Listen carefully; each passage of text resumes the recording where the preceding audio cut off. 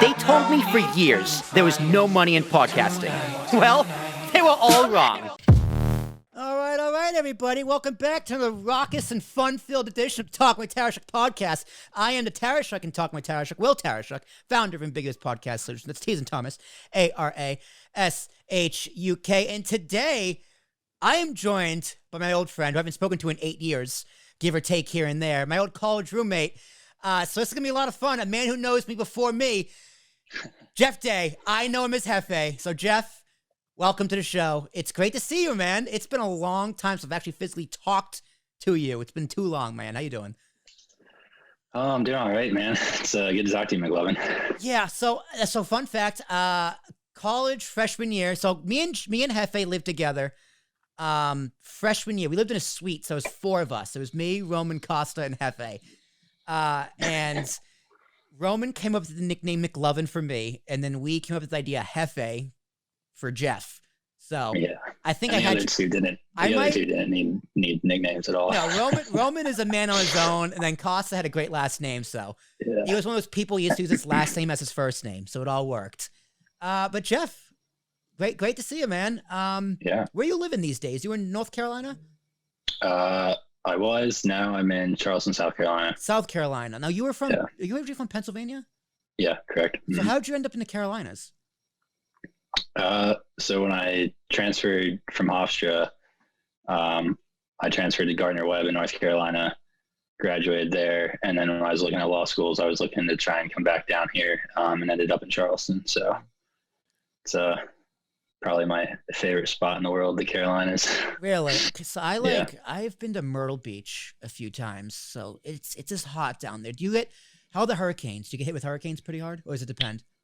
I mean, if you're like right on the water, you're gonna want to move. But I mean, we had Hurricane Dorian about a year and a half ago, maybe, and that was, I mean, lots of talk and less destruction. So, if you're somewhat inland, you're pretty safe.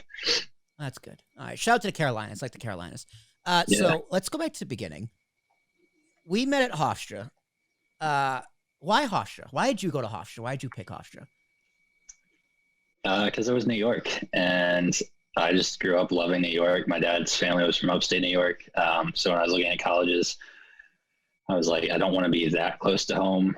And Hofstra was like the perfect distance where I was like, I was close enough, but not close enough. And I mean, it was a really good school, right? So I got in and wish I could have stayed, but I had a really good freshman year there. So why did you leave? I mean, I'm going to say it was probably Roman. I think Roman would be a good reason to push people out of school. But why did you end up leaving? Because I was sad to see you go. It honestly wasn't, because I mean, yeah, we had a few back and forths that year, but I really consider myself lucky to get the three of you as roommates my freshman year, because you know, you go from high school to freshman year of college, it's one of the biggest jumps in your life. Mm-hmm. And overall, like the three of you, I thought I was like extremely lucky to end up with you guys. No, it was more financial. My dad was helping me pay, and he wasn't real thrilled about how much it costs that first year. So he was like, yeah, you should look at transferring. And I'd actually done well enough that year to get into the honors program, which probably would have gotten me enough money to stay. But that whole process was going so slow, really slow. So yeah, Hofstra is not like giving money to people. I mean, they gave me a good scholarship. I think my scholarship paid for half of my tuition, but still, even so, man, it's especially out of state, it's very expensive. Right. And I mean, I was probably getting 75% maybe that first year. And it was still like, I mean, it's what, 50, 60K a year. So yeah. Yeah, I went to a cheaper school. But it all worked out. I mean, we did a lot of fun. So it's interesting because I was just telling you this before we started recording. I was saying this the other day. Like when we knew each other, that was my freshman year of college was a very much a transitional part of my life because high school was fucking awful. High school was very rough. I didn't really know who I was as a person. So I had to go to college and pretty much find myself, kind of get comfortable with who I was, and form my identity, because college was going to help me do that. And then I was thinking, okay, so what's my identity now? Well, it's podcasting.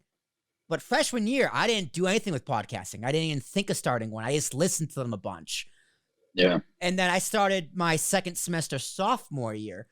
So you were one of the only people I actually talked to who knew me in that transitional phase and didn't really see me complete it. Because Roman, I still talk to Roman.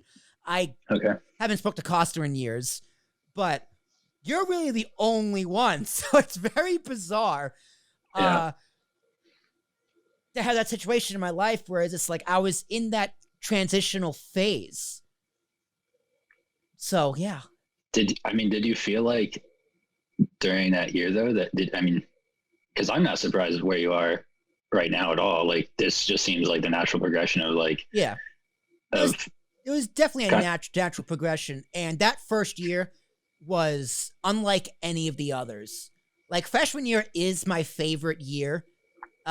By far. I definitely had the most fun my freshman year. And like I had a great junior year. I had a great senior year, because like sophomore year is definitely my worst year. But freshman year just sticks out because it was so different from all the rest. Because junior and senior, I joined a frat. If you can believe that. If you can believe that, Jefe. McLovin joined a frat. Oh, I believe it. So those two kind of meshed together. But that freshman year, there was just the four of us. It was just ridiculous. I'm very glad Hofstra did suite living, because did you go to a suite, or was it just a roommate with your new school? Yes. So I was so spoiled by that freshman year. After that, I was like, there's no way in hell I'm living in a typical dorm. Like no way. So I lived suite life for the rest of my college life was in a suite. Thank God. It's bad enough in a suite, but dorms are just, I wasn't going to mess with that. So yeah, we had the common area. We had our 2 rooms, and we had our own bathroom. Like I had a few friends lived in the towers at Hofstra. And I was just like, first off, these rooms are tiny. You get no privacy, and you have to share a bathroom with a whole floor. Like y'all fucked up. You should went and lived in C Square in the back of in the back of campus. Yeah. I went to Gardner Webb, and it was the same setup, except just an additional like 4. So it was 8 guys. And that got a little hairy every now and then. We had a guy decide to use the bathroom in the shower and not fess up to it. And I'm assuming it wasn't one that goes right down the drain so easily. Yeah, that's correct. Oh, sweet Jesus. Someone took a dump in the shower. Yeah. And then proceeded to sit there during our meeting with the RA and say, "Oh, that's disgusting." And we're all like, fucking disgusting. It's fucking we're gross. all like, dude, we've all been here for 3 years, and you're the new guy. Like, clearly it was you. Come on. But and we had the big shower too. We had the handicap shower. We had the seat.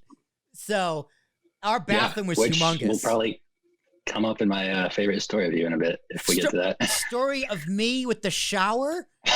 Well, no, the bathroom. The bathroom? What did I do in the bathroom? I'm trying to remember now. Because I remember our shower head was always loose. So like we had to like jerry rig it so like to stay there. Yeah. But what did I do in the bathroom? All right, it's story time. What did McLovin do in the bathroom? So this is a story I have told repeatedly over the years to people. But the story that sticks out from that year, we were having a bit of a party in the suite. Now I remember. Continue. It's actually a really good story. Mom, block your ears. Yeah, for real. So having a bit of party in the suite, and like personally, I made the best decision of my life that night because I decided not to be drinking for whatever reason. And my friends now will be like, "Oh, that's not unusual for you," but back then it was pretty unusual. I just decided I'm not going to drink, but I was still hanging out with you guys. Mm-hmm. We didn't even have probably 10 people in there, but it was getting a little rowdy. You got hammered. You know what? I think that was the weekend that I made Uncle Phil's hooch. Yep. Mm-hmm.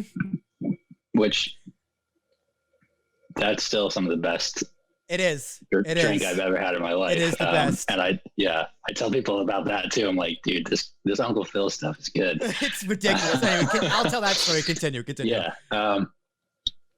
So yeah, you get hammered, and obviously there's other drunk people there, but I don't remember what it was, but they were trying to get you to do something. I don't know if it was brownies or what, but Roman was trying to get you to do something. And so you guys are in your room with the window open, and you just start shrieking, no. Oh, yeah. I forgot about this. The window is open. And then the window is open, and Roman's just like trying to get me. I'm just like, no, stop it, like whatever. Yeah, and like, but this is like really late at night. Like so fast forward about 20 minutes later, it's really like winding down, like the music's off, we're like really wrapping it up, and we get a knock on the door, and we're like, what the and it's campus security. And they like barge in, and I'm sitting there in a chair like playing like 2K, and the rest of you guys are just hammered. And was it Mike, the other Mike, Rowan's friend, Big Mike? Do you remember him? Oh, Mike Marini. Yeah. It was like, it was him, and then we had the two. It was one of the Vinnies. It was Black Vinny. Yeah. Yep. And Jasmina was there, of course. And so they come in, and like they clearly see signs of a party, which we weren't supposed to be having in the dorms. So they would have come in for that. But after Mike and Roman stopped being absolute dicks to campus security, who I think they ended up walking out cuffed, maybe. I think Roman did. Somebody did. Was that when Roman was wearing Jasmina's crop top and he had like the things in his hair? Yeah, and he was like pushing them out of the room, physically. Yeah. So they barge in, start getting everybody's IDs and stuff, and I'm sitting there. I look up. I'm like, dude, like, I'm just sitting here playing video games. Like, if you want to take my ID, like, sure, but I didn't do anything wrong. And the guy was like, cool. So, like I said, one of the best decisions I ever made, even though I don't know how much trouble anybody got in, so it probably wasn't that big a deal. But it didn't get much trouble. By the time they had gotten up there, you had like locked yourself in the bathroom. And I don't know if you were throwing up or just like just trying to get away from Roman. I think I just had to go to the bathroom. I think the timing was, because I do remember this. I wasn't as drunk as you say I was, but I had to go to the bathroom. I hear P Safe barge in. I just lock the door and don't say a word. Right. And that was like, I made the smart move not drinking. You made the even smarter move of just locking yourself in there. Being hidden. Like, yeah. And dude, the other hilarious part was Black Penny was literally about to walk out the door with a bag full of beer. He emptied the fridge and tried walking out. So we had two Vinnies on our floor. We had White Vinny and Black Vinny. So they were best friends. Yeah, they were best. I miss both of those Vinnies. Shout out to both of those Vinnies. Actually, White Vinny has got engaged, so congratulations to White Vinny. For real. Oh, yeah. So, Jefe, I'm going to one-up you that story, because sophomore year. Well, hold on. There's more to the story? What else is there? Yeah. So we're like, why the hell would... Like, we never had campus security come to our dorm, regardless of how loud it got. Like, so we're like, why the hell are these guys there? It turns out they were on, like, the other side of the street when you were screaming at Roman to, like, no, stop, whatever.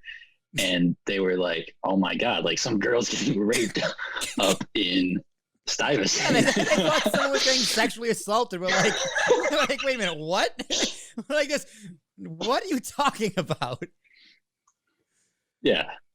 No, because it was bizarre. It was like nobody on our hall was gonna call if anyone was having a party. Like, we weren't narcs like that. No, like Everett was our RA. Everett was insane. Everett was a frat boy. All right, he didn't give two shits. Yeah. So that's why it was like so bizarre. But then it was so hilarious because like we had no idea that campus security thought that some girl was getting raped. No, I remember what it was. So I had to throw up. right? So I was gonna go out the window. And then Rome and Mike or whoever was just like, do it. Like, yo, just throw up. And I was going, yo, they're like pat me in the back or something, just trying to make it throw burp the baby. And I was like, no, stop. So I had to throw up out the window. And then Pete Saban heard me. And then they come barging in 20 minutes later. So I went to the bathroom. I don't know. That was wild. Do you remember when I slept through the fire alarm?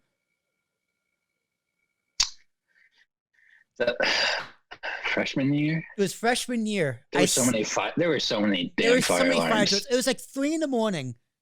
and I wake up. It's like someone from public safety, like, "Yo, get out of here! It's a fire alarm." I'm like, "What?" So I slept through a fire alarm, which I didn't even know I could do that. But that brings me to my one. I'm gonna one up you that story, Jefe, because it gets worse. All right, so sophomore year,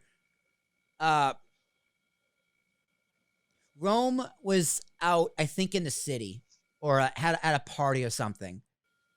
And he forgot his keys, as he tends to do. So I go to bed thinking he's going to just not come home. And it turns out he did come home. And I wake up. So I'm going to tell a story from the end and work my way backwards.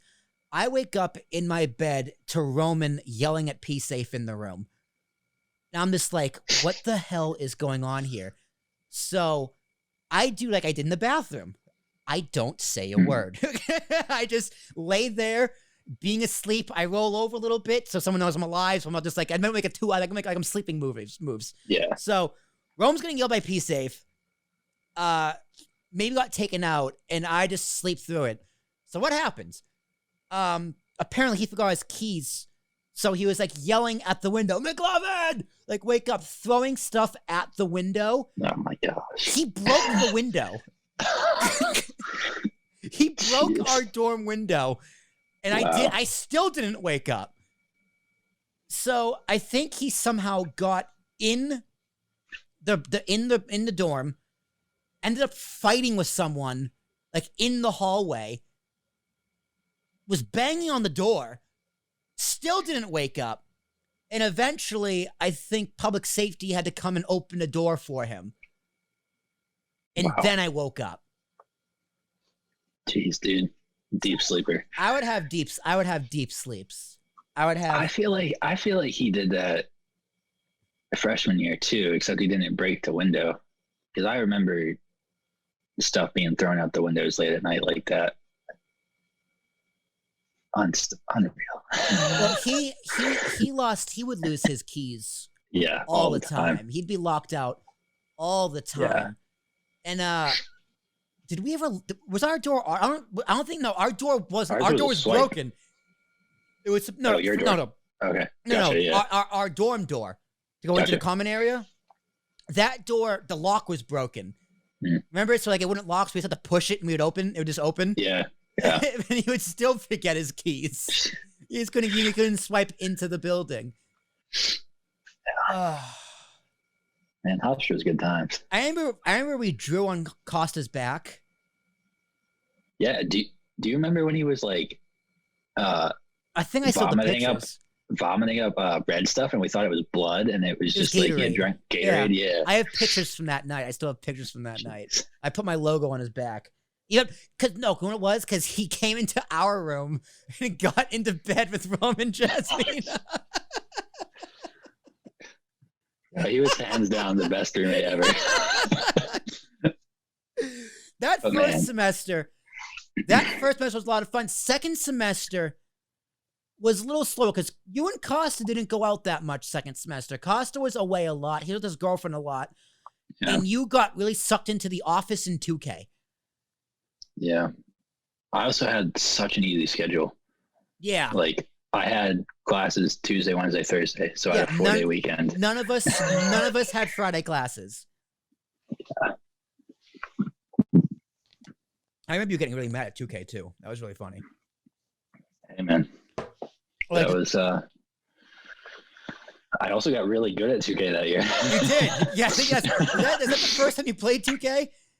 No. Roughly? No. But it was the first time I had easy access to it like that. And I just remember I always used to play as Carmelo with the Knicks Mm-hmm. because I would not miss with that guy. And I remember playing somebody and they played with like the 96 Bulls and I beat them by like 50 points because I couldn't miss with Carmelo. It was probably me. It was probably me. I was really bad that game against other people. But remember, remember we didn't have a TV stand, so we took one of the things from the common area on the full floor, and just like put a blanket over it so no one noticed. Yeah. At the end of the year, everyone was just like, "You guys had that all year." We're like, "Yeah," and Nobody noticed. What do you mean? You mean we couldn't just take things? Any other stories before we move on? I mean, that's the one that really sticks out. There were a lot of late nights, like dragging you guys back from Hofstra, and man, it was a good crew. It was a good crew. Were you and Roman the only ones that stuck it out all 4 years at Hofstra? Yeah, because Costa also transferred. So me and Rome lived together in C Squared the next year. And also, coincidentally, remember we lived across from Riley? Riley and I think his name was Matt. Mike. I always called him Matt, but Mike. It was random, but Riley ended up in the room next to us. In the room. Wow. And actually, he was our suite mate sophomore year, just by random. Wow. So that was pretty cool. Then I joined the frat. Roman was still Roman. Roman Jasmina was still Roman Jasmina. Jasmina really kind of held the group together. Shout out to Jasmina. That whole time, because it was the five of us. We'd have nights we do our own thing, but we'd have this nights where it was the five of us, this shooting the shit. Because I had all my Blu-rays too. We just watched. We had my Blu-ray player and all my Blu-rays. Every now and then we just have a movie night. Lord of the Rings marathon. Lord of the Rings marathon. Like it was a really, really good time. What was I like? What was I like? I mean, everything you would assume a Massachusetts teenager would be. No, because I'm not Irish. You're not Irish? Yeah, but Polish. I mean, come on. An Italian Polak. Because I was an awkward kid. I was a weird kid freshman year. But like, I didn't know how to dress. Funny. No, which is probably why like Roman was a really good first year roommate for you. Yes, definitely. And of course Jasmine ended up being around too, I suppose. But no, like I don't know. I always hit it off with you because we could talk about sports all the time. Yeah. And so like regardless of anything else, that was like so easy. And so like if other people were like, oh, like he's awkward or weird, I was like, okay, but like we can talk sports all day. So like who cares? Like but no, I mean, the way I saw it was like you and Roman were the loud ones and me and Costa were like the chill ones. Yeah. And me and Rome were the loud ones.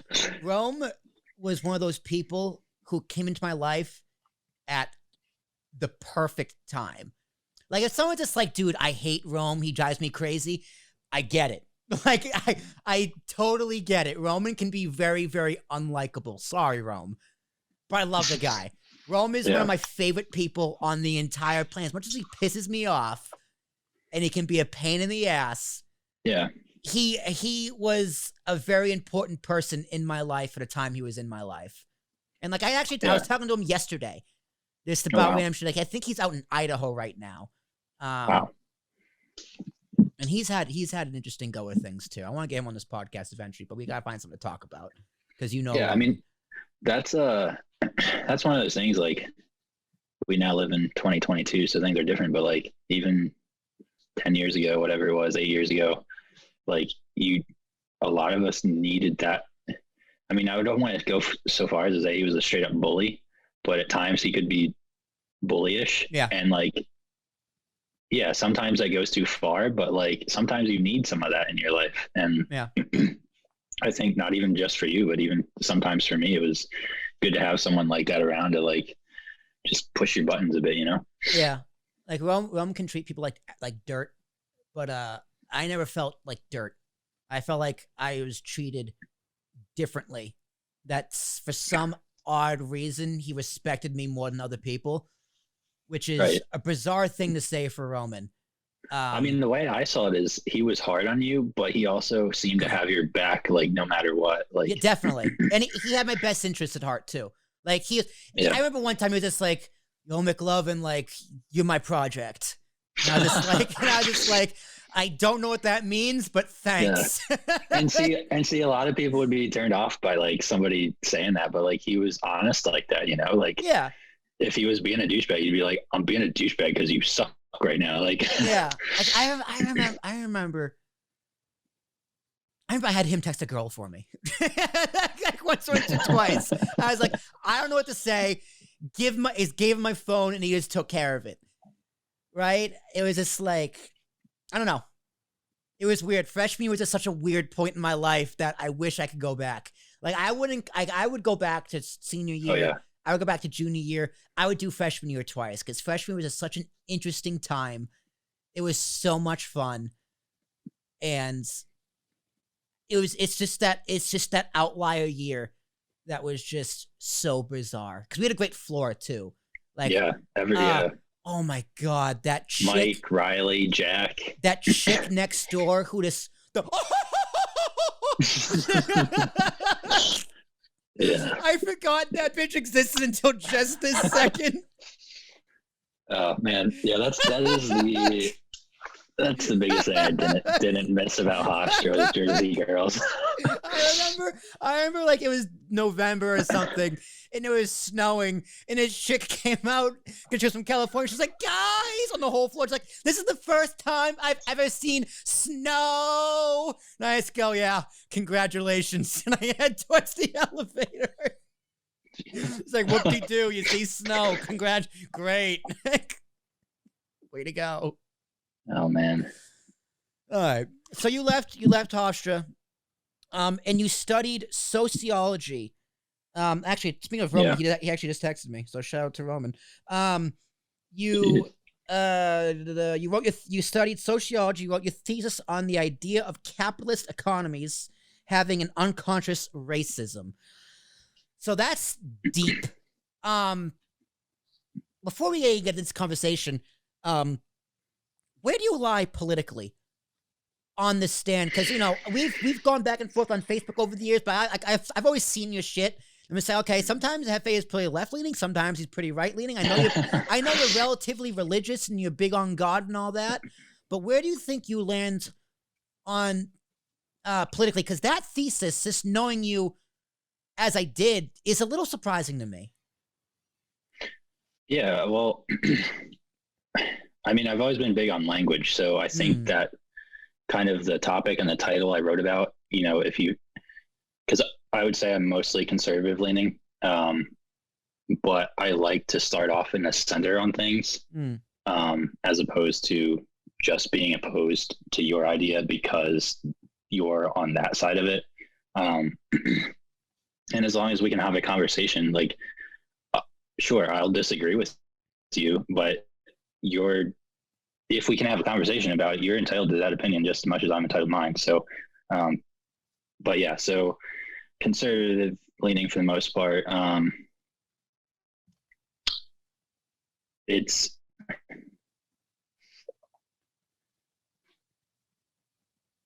wanted to write about, when I was writing, that was really when Black Lives Matter was blowing up with everything.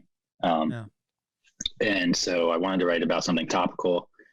And I studied a lot of W.E.B. Du Bois and kind of tried to figure out, okay, this is one of the most influential African-American philosophers really in the United States, and what would be kind of his perspective about where things are with racism in America. And in that research, it seemed to me that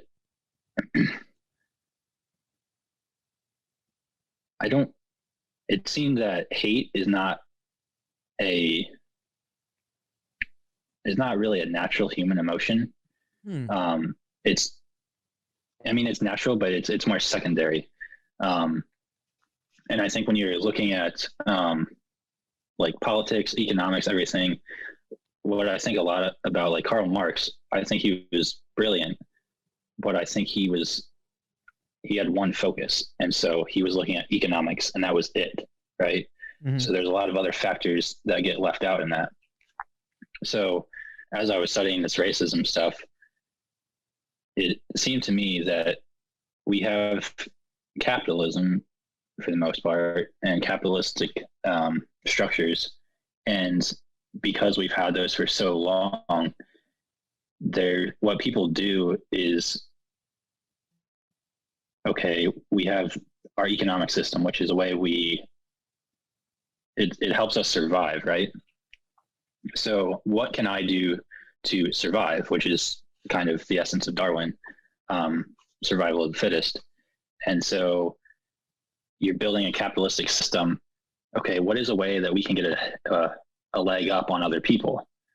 And I think at some point people are just like, oh, hey, these people have different colored skin than us. We can use that to our economic advantage. And so I don't think a lot of the racism in America's history is really rooted in anything hate-based. It was more of a, hey, we have a economic system and we can use this to accelerate it, to get ahead, to survive, to stay above and be economically successful. So that's kind of where I ended up with that. And it's not, it sounds, I guess, maybe like a shot at capitalism, but I don't think it's so subconscious that it's not like, hey, we're doing this because it's more of like, we have the system and it just naturally kind of came out of that. That's interesting. So basically, you think racism today is more economically subconscious than it is willfully hateful? I think it, or is that historically as well? I think it kind of really took root that way, right? Because I mean, you can still debate people today about, what was the Civil War really about? Like, was it economics? Was it about states' rights? Was it about slavery? It's about all the above. People have right, and people have all sorts of ideas, but I mean, the primary thing, and so, but specifically for the South back then, they had an economic system that was almost entirely based on slavery. Exactly. So if they could have had, Polish people work in the fields picking cotton, I'm sure they would have taken it. Yeah. That just wasn't the way the economic system was set up at the time, right? It's interesting how the Civil War specifically, because like one of my best friends is from Nashville, and I know a lot of people from Nashville, like meeting his brothers and his friends and their friends. Mm-hmm. So like this comes up like not a lot, but it comes up. The Civil War and how they were taught the Civil War versus how like us in the North were taught the Civil War is very different. Now, don't get me wrong; they know the North won. Thank God. But, was the Civil War about slavery? It's like, well, yes and no. It was about states' rights. But that one of those rights was from slavery. And to your point, a lot of that was from economics. Like their economy was built off slavery that they took out loans from the bank in New York, by the way. Right? So, and also, Robert E. Lee was just like, I don't give a shit about slavery. I just care about the South, right? I don't care. I'm misquoting him, but that's essentially what he said. And he's like, I don't like slavery. Right. It's like, that's how the economy works. So you couldn't just. Go ahead. Which is a poor excuse. Of course. But doesn't excuse slavery. It shows you how attached people are to their economic way of life, right? Which is why we get presidents elected. People think they can do for the economy. Like that is a huge part of people's lives. And, the North is going through the Industrial Revolution or about to, and they need slaves. Their economy works well without them. And then you have half the states in the Union that are, economically feasible because of slavery. And like I said, I don't think it was, they have to be Black people or they have to be from Africa. Like that was that was the way the ship sailed. That was the way the system had been set up, from Britain, France, all those countries. Like it was more like I said, if they had other options, I think they would have taken him, throw some Polish people out in the fields. Like, I really don't think it was rooted in, we hate these people because of the color of their skin. I think it was, we have an economic system and we're not going to mess with it. That's interesting. It's an interesting premise. And when you're in a capitalistic society, you'll find those ways to sustain it, right? Yeah. Like, even something as stupid as minimum wage, like, that's a way to either keep people down or elevate people, right? So, like, whatever capitalism can get a hold of and run with as far as being a successful system, it's going to use. Well, so how do you explain the Klan then? Because post-Civil War, Reconstruction, that was what saw the rise of the Klan. And they are solely based on hate. You think the Klan really gives a shit about capitalism? How is a fact like that? Because I don't want to discount the fact that hatred is a fundamental part of racism. Like, I see what you're saying. I'm not disagreeing with you, but you can't discount hatred with racism. Right. But I think it seems the last few years we've been told, like, oh, we just have a country full of people who hate each other, as opposed to, we had a system that thankfully we were able to dismantle, and there are still the lingerings of people who do have that hate. But because, the Klan, so I'm not an expert on it, but I would imagine that a lot of those people were once very wealthy white people in the South, whose economic way of living got completely destroyed. So you're bitter about that. And at some point, when you are using something like race to sustain your economy, inevitably people are going to latch on to things like hate. If you're raised from a little child being told that person isn't as valuable as you are, it does seep in. But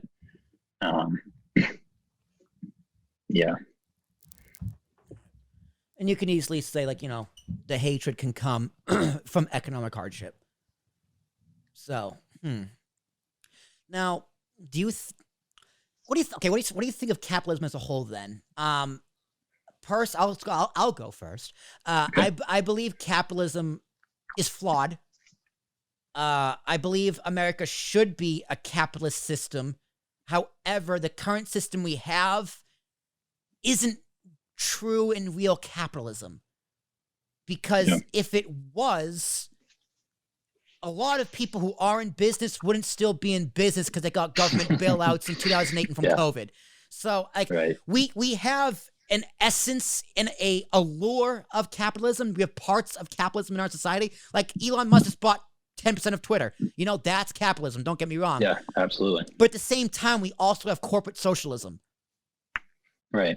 Well, and that's, from my point of view, you can blame a lot of that on politics. Of course. I blame all of it on politics. and the government getting their hands on stuff, which is, the government and banks being so tied together Why these the fuck days. is the Fed a thing? All right? The Fed shouldn't be a real...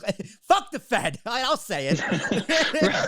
Right. And I think if you've looked into that sort of thing at all, you kind of have an idea of, like, what is so messed up with that. I would say government involvement has really, really hurt the banking system as a whole, and how capitalistic it should be. And then it's really devastated the healthcare system. So people are like, oh, well, socialist healthcare and stuff. Well, the government has their hands all over that too. And they have had it for years. So I think, like you said, capitalism is not a perfect system, but any system that's run by human beings is going to be flawed. So the beauty, I think what people have seen over time in history is the beauty of capitalism is that it tends to correct itself. Like, people at some point start policing it start improving it. Like we didn't, there's more government involvement now, but when it first started, you know, you had 4-year-olds working 14-hour days, stuff like that. We don't have that anymore. So like there have been corrections made to the system, and you know, I like the hands-off approach to it, you know, like, I mean, government needs to be there where it makes sense. right. Minimum wage, we can debate. But like labor laws, child labor laws, like, 40-hour work week, like things that make sense should be there. But money equals speech and corporation equals person. Yeah. That just doesn't make sense. Like if in a perfect world, if I had a magic wand and I can make any law I want, I'd be like, corporations and business entities cannot donate to politicians, period. Like if you are a CEO of BlackRock, let's say, or a company like BlackRock, and you want to donate to a politician, you got to do it out of your own cash. Like you got to sell shares in your company and use that to pay for your donation. BlackRock as a company cannot donate to politicians. I think that's ludicrous. Like Amazon should not be allowed to donate to politicians. Bezos can. He's a person. He can donate all the money he got. That's his right. That's fine. But the idea of corporations being people and the same rights as people, to an extent, I get it. But when it comes to shuffling money around, it's just like, make this make sense to me. And money equals speech. Make that make sense to me. Your retort.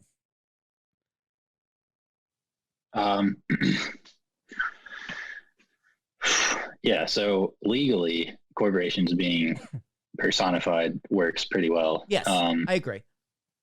But I get what you're saying about donating. I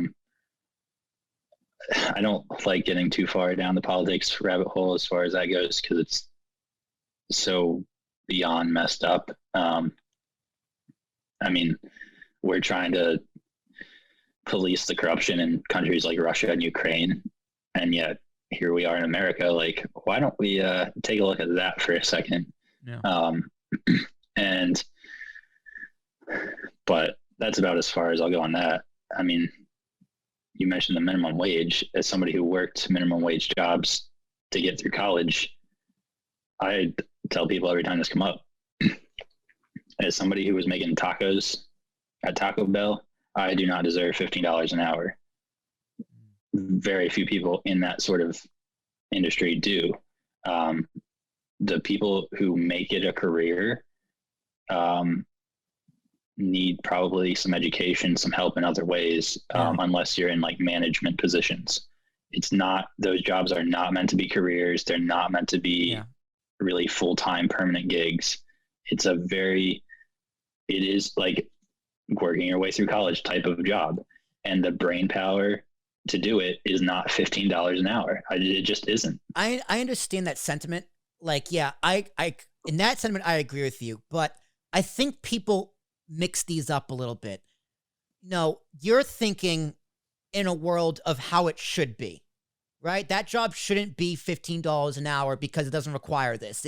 This job isn't meant to be a career. That's not what it should be. And yes, in essence, you're correct. A minimum wage job is made for kids in high school, kids in college, or senior citizens who are retired, right? Yeah. That's who it should be for. But that's not the world we live in. Like you can't really make policies like the minimum wage based off what it should be. It has to be on what it is. You have to make laws and policies based off the reality we live in. Like people do rely on those jobs or to those jobs to make rent, and it's still not enough. When these companies like a Taco Bell can afford to pay people more, other shops cannot, which sucks. I don't know what you do there, but certain companies can afford to pay people more. Well, I'm not saying that they like if they can, they shouldn't, or they shouldn't reward people for being good workers. Because I mean, sure, I saw a lot of that. Like there were a bunch of people I worked with that deserve more than they were making, but these companies, these huge companies, are penny pinchers, which is how they stay huge companies. Exactly. Be that as it may, but it's not. I disagree that you make laws according to what it is. Like if we were just like, hey, like working at Taco Bell can, afford you rent and like the nice car you want and everything else, then that's what people would start doing instead of, and we've seen it with COVID, right? Like, hey, you don't want to go to work? We'll pay you more to stay at home. Like, and it's when you start implementing those policies, people take advantage of it rather than, so if you keep the system as, hey, these are what this is meant for, it like there are people that bust their ass and work 4 or 5 of those part-time jobs and they make it work. Is it easy? No, but they shouldn't have to. Like this is America, right? This is supposed to be the richest, most prosperous country. Yeah. This is supposed to be the American dream. That they shouldn't have to work 4 or 5 jobs just to barely get by. Working 60, 70 hours a week just to barely get by. That sounds terrible. Absolutely not. But there's also a lot of personal choice that goes into that. You might be in a location where you feel like you're forced to work that many jobs, or economically you are forced to work that many jobs. You could move. It's America. We have freedom of movement, right? We do, but that's easier said than done. Like I can't afford just to pick up all my shit and move down south. I mean, I could figure it out because I have support systems and family and I have extra cash. Like I could do it, but that's not feasible. Like I think that's a cop-out. That's a cop-out answer. You could just move somewhere else. Most people can't. You know what I mean? Like, most people can't. I'm not sitting here saying moving location is easy for any number of reasons. It's not easy, whether it's family or whatever the case may be. It's not easy, but it's an option. Or there's schooling, there's trade schooling, there's all other kinds of jobs that, I don't know the stats on any of it, but I'm sure there's lots of jobs that, like certain specific job areas, that Americans just aren't working in that job field, even though it's a good paying job field. And why not?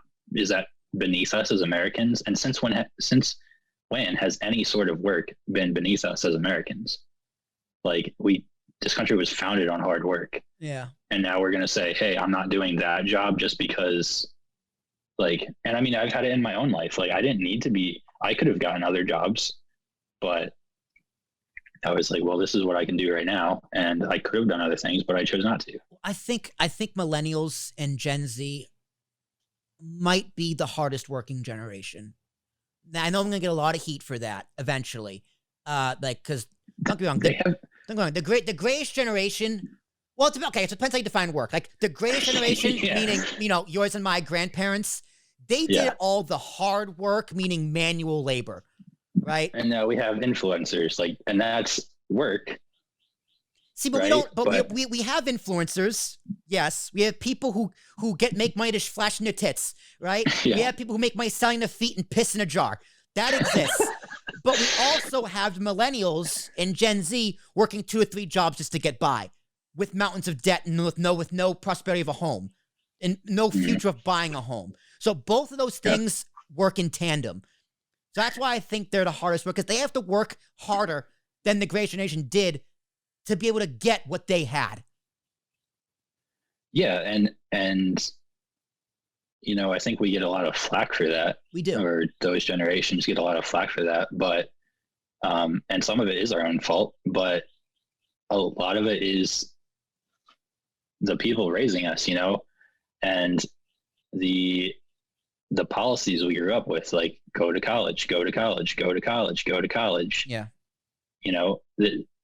We grew up in that sort of system and society where college was the end all be all, and it really screwed a lot of people. And because for most of them, they're getting lots of loans, and you can get to your career without having loans. You just can.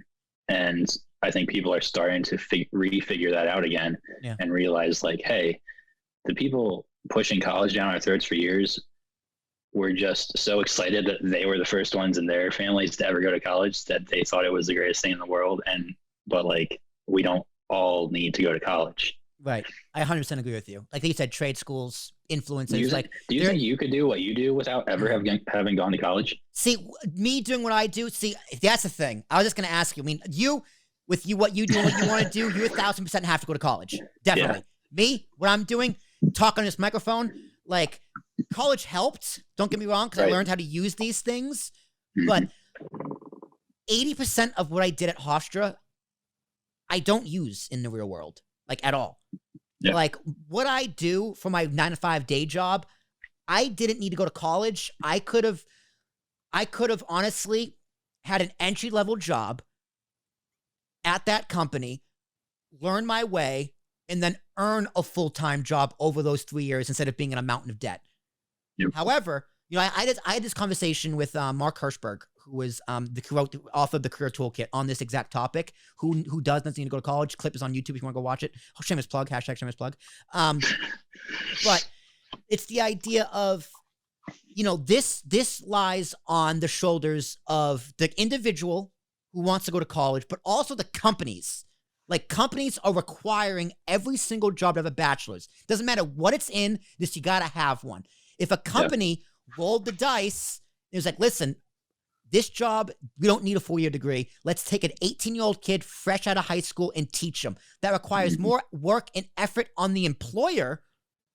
And it's just easier to require someone from college degree, but you can pay them less and it makes sense, right? Like, that's why entry-level jobs need to be reemerged. But you can't, that's never going to happen because the society is so fixed on going to college and companies are so fixed on college education.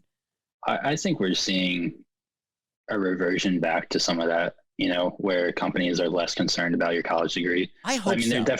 There's definitely areas where you still need one. For sure. I don't think too many engineering firms are going to hire somebody, but I think COVID helped with that in an odd way too, is like, it helped with, working from home instead of going to an office. And I think and hope it's helping with the whole, like, college. What do you need that for? Like, maybe I'm being optimistic and idealistic, but I feel like there's getting back to that somewhat. I mean, I am very hopeful for the future because Jefe, this is America, right? We're the most innovative country in the world, and we're gonna always be that. And we have that because we have freedoms for now, and we have capitalism for now. But I want to put a nail on the head on this. Or put the nail on the board, whatever the fuck this made up expression is, on minimum wage. I think minimum wage in general is very anti-capitalist. What if there just wasn't a federal minimum wage, just period? What would happen? Now, you would see a wage flux everywhere because you would see two people doing the same job in two different parts of the country for way different wages. I think the minimum wage should be completely gone because then it's just, okay, but it's just literally between you and the employer. The employer's like, listen, this is the wage we're setting because that's the lowest we are legally allowed to, which is very anti-capitalist because if someone's like, okay, I'm going to do a job posting for $250, good luck. Minimum wage is just an excuse in many aspects. And I think if you're going to mandate something when it comes to free enterprise, maybe mandate something along the lines of you have to set your wages based on the standard of living or the living situation in your county, your state, whatever it may be. Like, if you want to mandate that, I'd consider something like that. But, if you had states even states setting their own wages, you would have movement because people are like, oh, I can do the same job in North Dakota and get paid 3 times the amount. Like, yeah, I live in North Dakota, but like, it's worth the money, right? Yeah. Like, so yeah, I agree. It's very interesting, Jefe. It's very interesting. I'm very glad you wrote your thesis on that. But let's go on to your law school thesis. Because it talks about baseball, baby. Opening day is today. So you passed the bar in July 2021. No, that's the wrong one. You wrote your law school thesis on MLB's takeover of MILB. Is that what's the MILB? Is that the minor league baseball? Yeah. And how they can learn from the NBA system. So, you and me love sports. You love NBA more than I do, but I follow the NBA a little bit. Celtics. Sure. I don't really follow the NBA too much, but baseball is my sport. So tell me about MLB buying. I didn't know like the minor league wasn't part of the MLB already. So walk me through the thesis here and what your thinking was. Yeah. So a lot of the, I mean, I guess it happened. They had their first full season under Major League Baseball's wing last year, but before that, minor league baseball was its own separate thing, and that's why you had so many. I mean, you could have some of these MLB teams had like 6 different affiliates, right?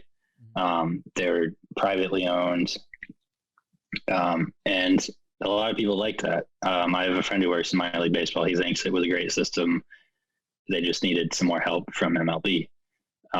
Not the help that they ended up receiving, though, which was MLB basically doing a hostile takeover and saying, okay, here's how minor league baseball is going to be set up. You're going to get 3 or 4 affiliates to a team, no more, capping the number of players. But what you see now is, minor league baseball players are going to get paid more. I think better traveling, better living situations for a lot of them. And when I was writing and researching it, I really fell on the side of Major League Baseball, not because I necessarily think it's best for the game as a whole, especially not right now, maybe, but I think if they do it right, I think it'll work out really well. Because there were so many minor league teams that had either no attachment or a very small attachment to a major league club. And when you're having less than 1,000 people show up at a game, I can understand why MLB wanted to get their economic system a bit tighter, and gosh, dude, the amount of people that play professional baseball in America, there was a lot of worry that MLB cutting back affiliates and everything would just tank a bunch of these small town teams, right? And then you wouldn't have the fans, you wouldn't have the stadiums, you wouldn't have the players. And it's like, for the most part, as far as I know, most of those teams still exist, and you get players to play. You just are no longer affiliated with a Major League Baseball team. Yeah. And while that might suck, it doesn't prevent you from playing baseball. And honest to God, do we need that many professional baseball players? Like, I love minor league baseball, I really do. But I mean, at what point is it like, okay, I could go watch the Tuscaloosa Mudcats, or I could go watch a college game or a T-ball game? Like, so I think what they did in MLB taking over minor league baseball is a lot. I hope it's trending towards what the NBA has done with the G League, which was formerly the D League, because that system is working terrific. They have one G League team per NBA team. The NBA team has ownership in their affiliates, and you see G League players in the NBA all the time. You're getting better crowds for G League games. The talent level is superb.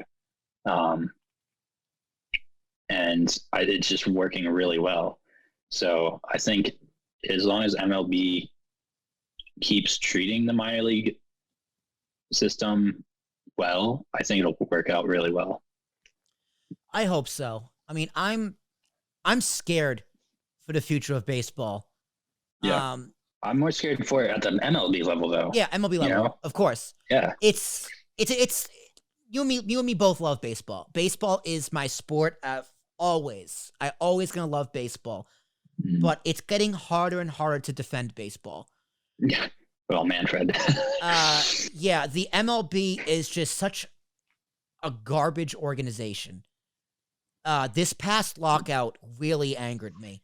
And I'm glad opening day is today. I'm glad they kind of, at the 11th hour, figured something out.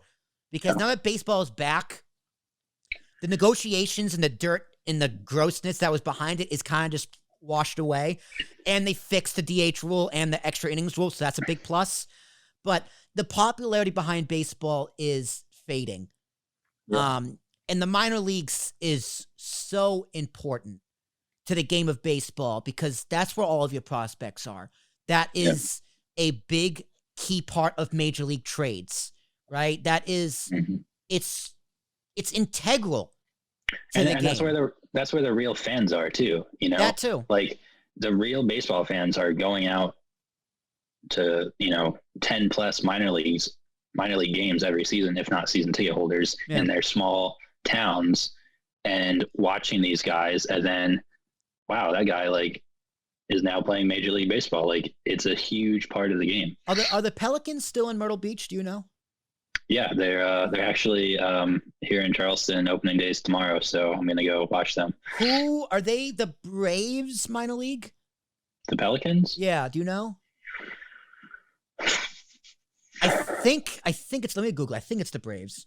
I remember going to There was a lot of switchover, I think, when when MLB did the buyout, because like Charleston River Dogs, they used to be the Yankees.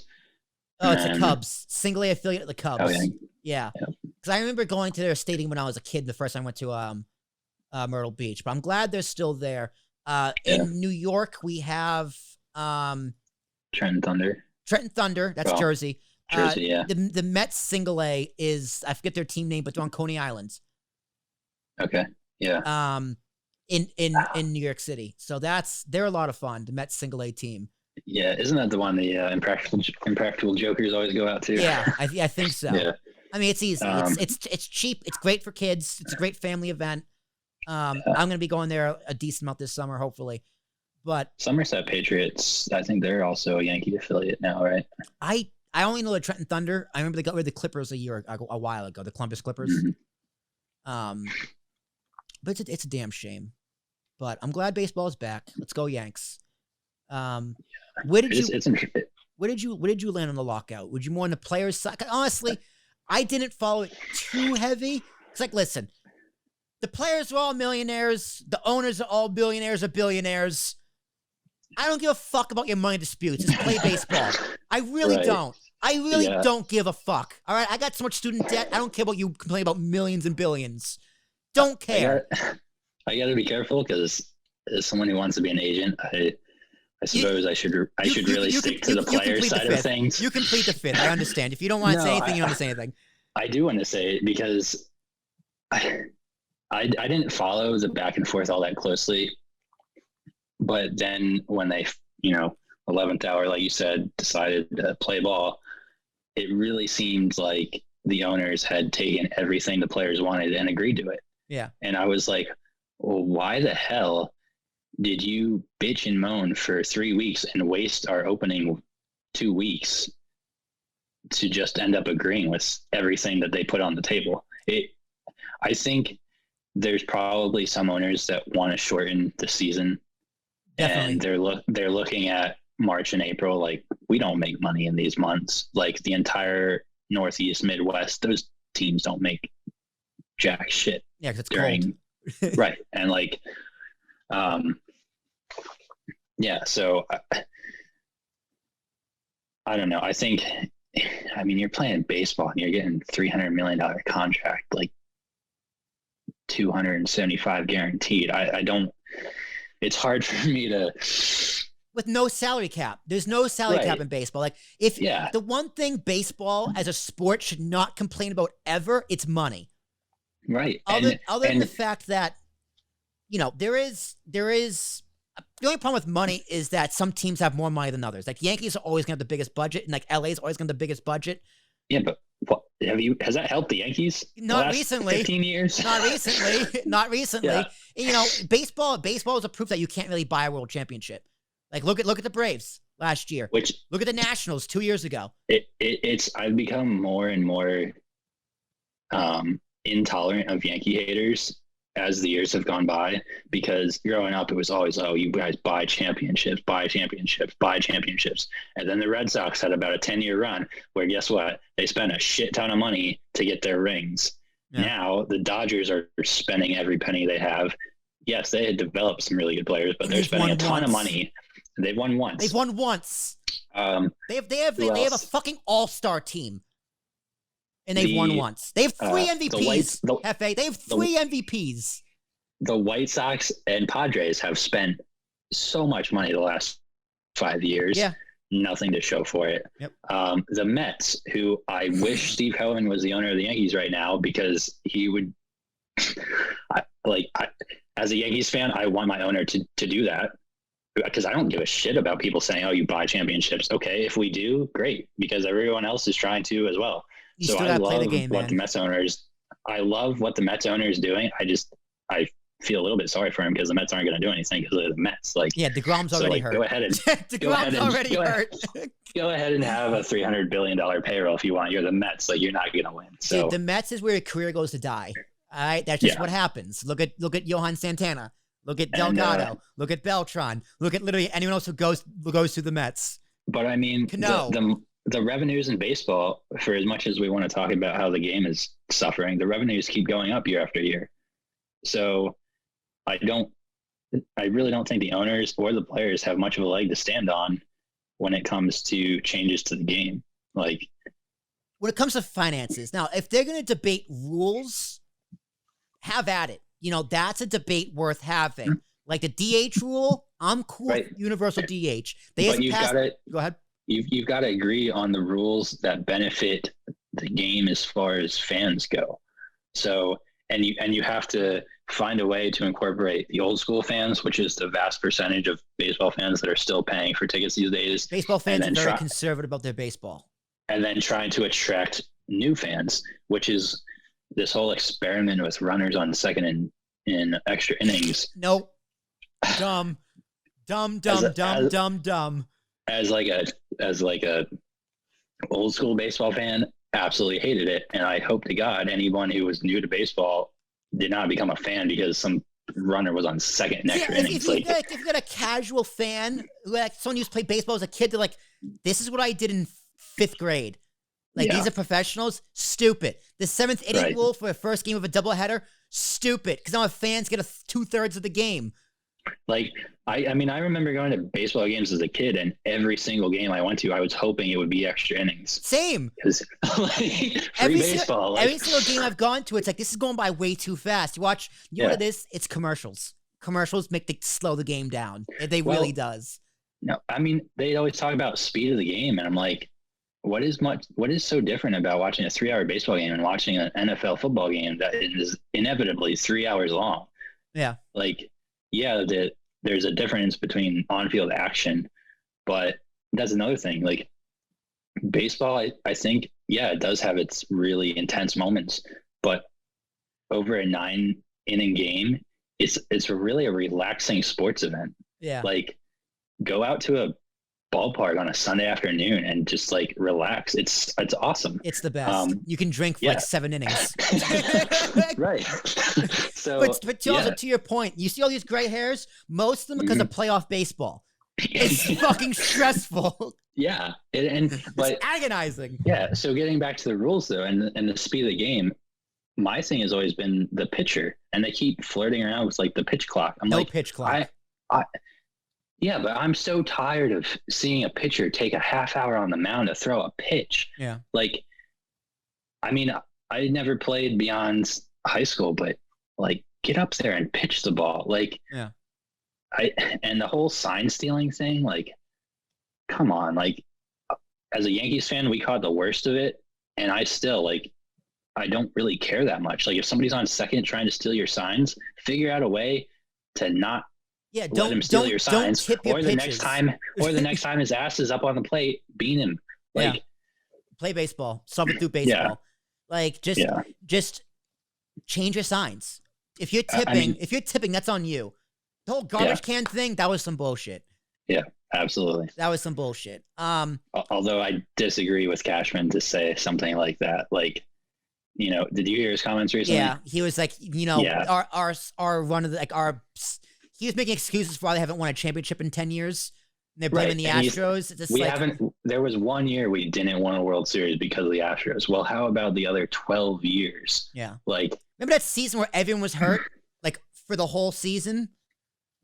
Did you fire your whole health staff? You should have.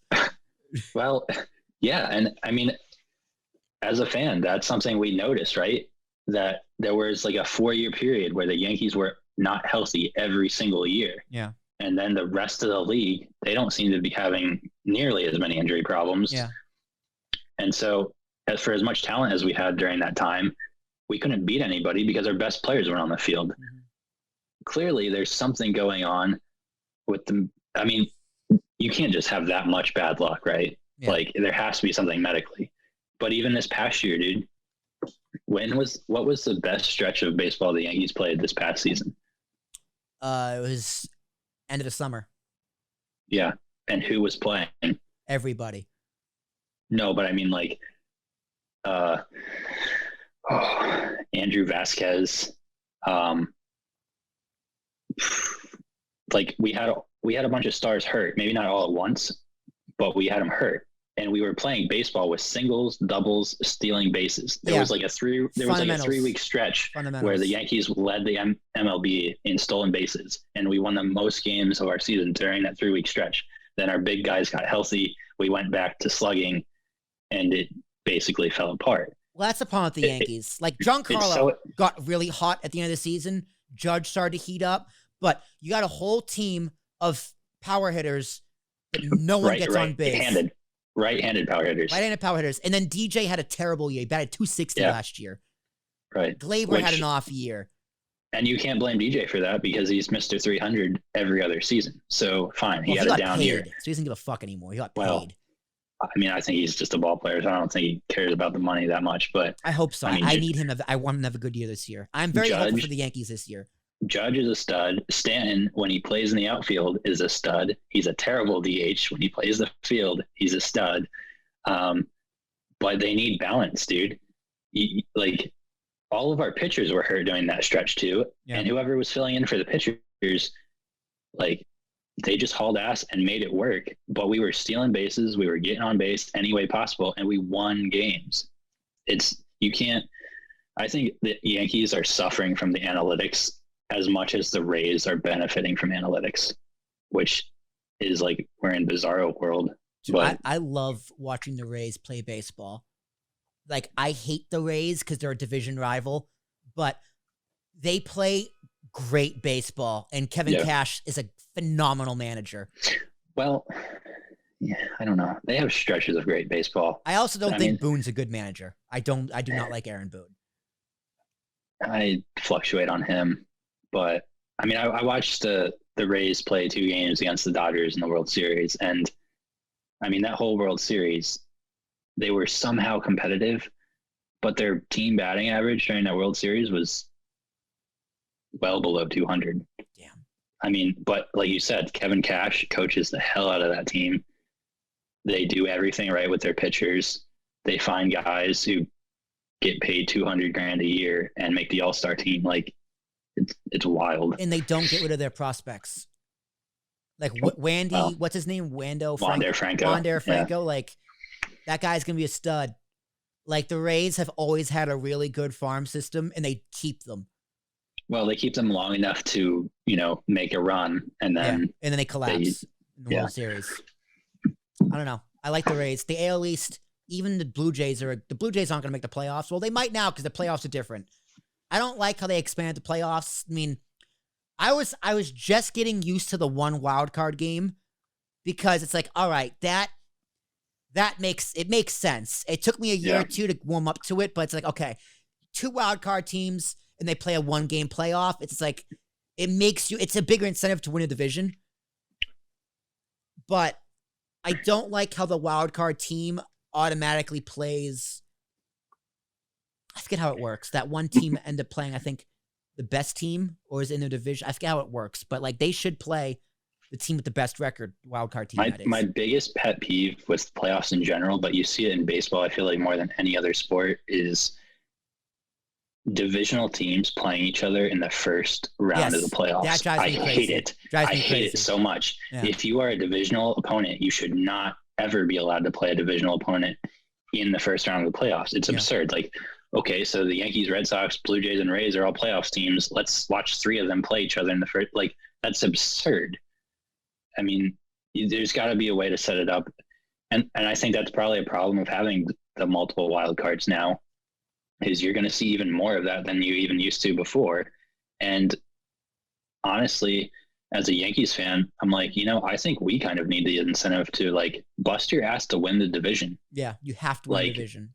Because the wild card is not the route for us. No. Like if we have that safety net, we just it's it it takes away that incentive to win the division. And I think for the Yankees, that's why I don't like Boone. Is I don't think he has that. It's such like they operate like such a business nowadays, man. Yeah. There's none of the fire. There's none of the passion. There's none of the we're the Yankees. We're gonna kick your ass. Like none of that. It's interesting, but baseball as a whole is very passionate. These young guys like Acuna on the Dodgers, Tatis on the Padres, Harper, Trout, Ohtani. Like baseball has character again. Right. Even which the Red Sox. The Red Sox have character. It's why it makes it even sadder that Manfred is screwing all this up, because the league is littered with superstars and they're wasting away in a league that, you know, I would argue that Major League Baseball has the most and best young superstars, maybe other than the NBA. Mm-hmm. And it's just going to total waste. Mm-hmm. Like, are you ever going to see this much young talent? Like they're so below talented. 30 talent? They're so they're all so good. Like they're just incredibly good. It's absurd how talented and charismatic and marketable these fucking guys are. And international, you know? Yeah. Like it's not just a bunch of American dudes running out there. It's Ohtani, it's Acuna. I mean, it's I feel like if David Stern was running MLB the last 15 years, it would have skyrocketed. I mean, Judge has character, but he doesn't show it that much. Like he's a good face for baseball, but he is. It's like I feel like he's holding back who he could be as a player and as a personality. He reminds me of Jeter, except Jeter still had that Yankees like we're gonna kick your ass type attitude, and Judge I think is infected with this new school Yankee system of it's just business and we show up and we expect to win. Yeah. Like you can't show up expecting to win because you're wearing the pinstripes. You show up wearing the pinstripes and say, we're going to kick your ass. And if we don't, we're going to figure out how. Like, I mean, God, dude, the Yankees Red Sox rivalry, where the hell is that gone? Like you got boys, you know, being boys and giving handshakes, and like, I don't want to see handshakes. Like I want to go to freaking Yankee Stadium and be getting into fights with fans. Like, come on. Yeah. I'm cool with the players being boys. That's no problem to me. I mean, the rivalry is always going to be there. I mean, the rivalry now is more competitive than it is personal. And I don't think that's a bad thing. We don't need players fighting anymore. I mean, it's more fun when it's more fun when A-Rod gets his ass kicked by Veritek. Don't get me wrong. Absolutely. I'm not necessarily. It's more fun, but I'm not cool here advocating. I'm not advocating for, you know, people to constantly be rushing the mound and stuff. But I mean, if you can't play hard-nosed baseball and dislike the other guys because they're on the other team, not because they're bad dudes, but like, hey, you're wearing a Red Sox uniform, I'm not going to treat you like a friend. Like that. It's the same thing in the NBA with the Celtics, Lakers. It's the same. Yeah.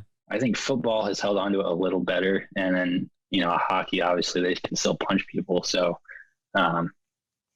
but I look across baseball, and when your best rivalry doesn't really come across as a rivalry, that's a big sign to me that the sport as a whole is kind of not where it should be. Yeah. It's not a draw anymore. I mean, I'll still go to the games, but yeah, I love the games. Also, MLB isn't good on social media. Like Instagram, they're getting better. But they're behind. Like I know baseball fans who are big baseball fans like I am, and they're like, they don't sell the game. They don't sell the sport. And online. I heard Mark Cuban talk about that recently. And he was saying that MLB is the perfect sport for TikTok. Yeah. Just home runs. Short clips of highlights. Yeah. Home runs, strikeouts, whatever.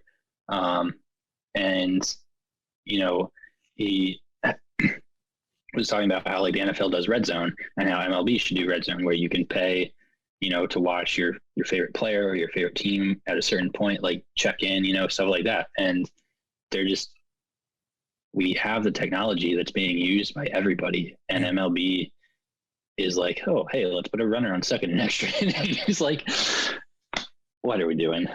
You got old man living in a young man world. That's just FA. That's just the way it is. But man, we've been talking for an hour 20 now.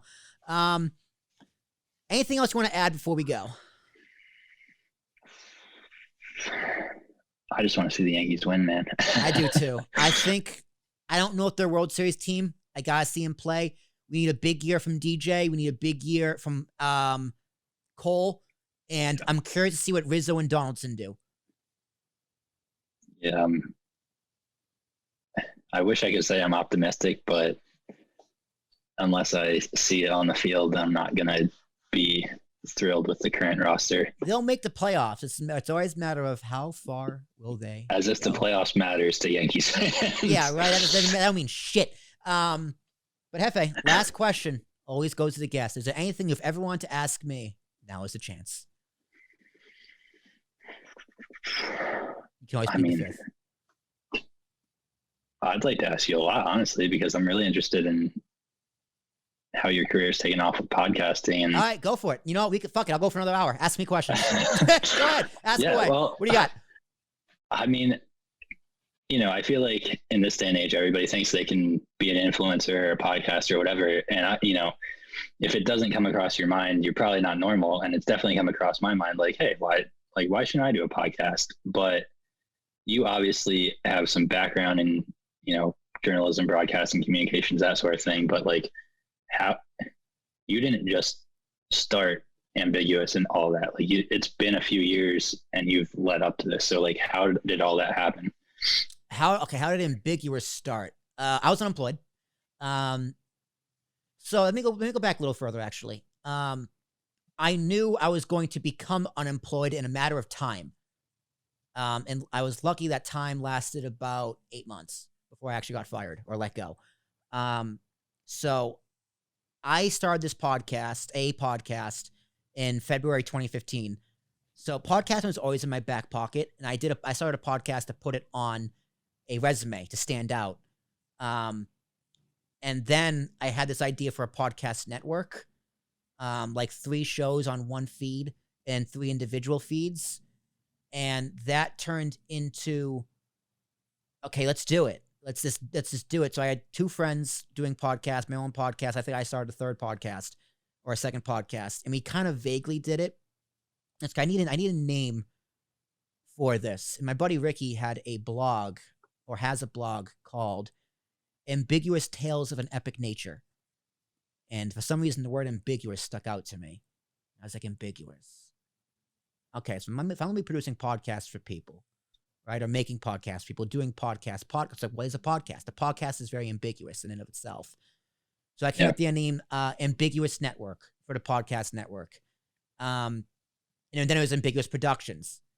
And then once Jared and Nash came in, Jared's like, we got to change the name to Ambiguous Podcast Solutions, because he does stuff on the marketing side, Nash does stuff on the tech side. So like, all right, Ambiguous Podcast Solutions. And this was 2019. Well, that was later. I was actually late 2019. So I ended up getting hired at my current job, 9 to 5, in August of 2019.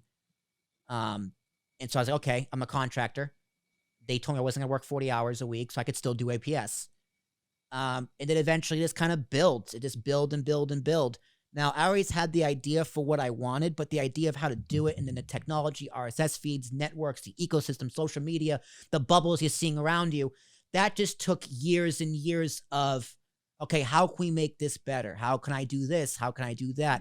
Eventually, I bought this mixer over here. I ended up buying this microphone to up my quality. Like, I'm finally, because when I first started podcasting in 2015, I always wanted to record in multi-track like I was doing at WRHU. But I didn't have the infrastructure to physically do it. So once I got this mixer, I could do that, and I could do... I mean, they were booing Rey Mysterio. Who boos Rey Mysterio? I can do stuff like that. I can do soundboards. Like, that's stuff I've always wanted to do. So in terms of production quality, I'm always thinking of how to upgrade. And now it's thinking, okay, I want to do different backgrounds like this. I want to end up... I could go live. I could press a button right now, and we go live. I'm not going to do that, but I could do that. You know, I got a studio partner in Montclair, New Jersey. I'm going to start doing live podcasts once a week in studio. and just try and develop that. It's always, okay, how can I just make my content better? How can I make it towards the business? And how can I sell that to other people? It's like, if you wanted a podcast, I could do this for you. I could create a podcast just like this with similar background and graphics for you. And me doing this podcast is a proof of concept for someone else. It's an inspiration for someone else. And it's a lot of fucking fun. I do podcasting because it's fun. I do it because I like to do it, and it's fun. And I'm trying to figure out a way to make it my all-time profession. Because also, when I was working at that job I knew I was going to get fired from, I need a backup plan. Yeah. So the only true backup plan is yourself. So I doubled down and bet on myself. And it's still a work in progress. It's very hard. It's very frustrating. But I love it. It's a lot of fun. So do you do full time now? I do both full time. Both. I work, if you consider this work, probably 10 hours a day, if not more. Probably more. Just like editing entirely for yourself? No, combined. Okay. So I'm still a contractor, so I can do both. There's no conflict of interest there. Like I'll wake up early in the morning. I stay up later. I usually stop working, period, on anything around 9 o'clock, 10 o'clock.